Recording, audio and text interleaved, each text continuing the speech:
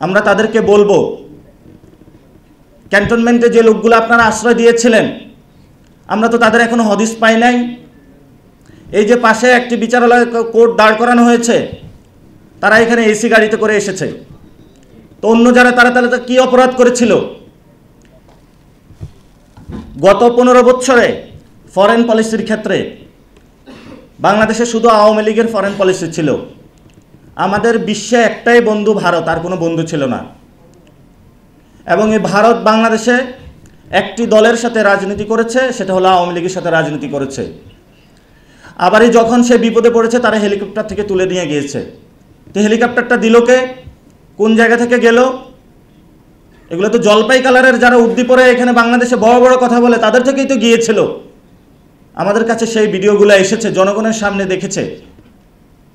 আমরা তাদেরকে বলবো, ক্যান্টনমেন্টে যে লোকগুলো আপনারা আশ্রয় দিয়েছিলেন, আমরা তো তাদের এখনো হদিস পাই নাই।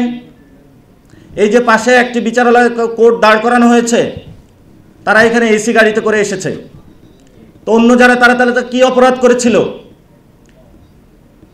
বাংলাদেশে যদি এই ধরনের মিলিটারি কু বারবার করার প্রচেষ্টা করা হয়, তাহলে তো আমাদের নতুন করে আবার ভাবতে হবে।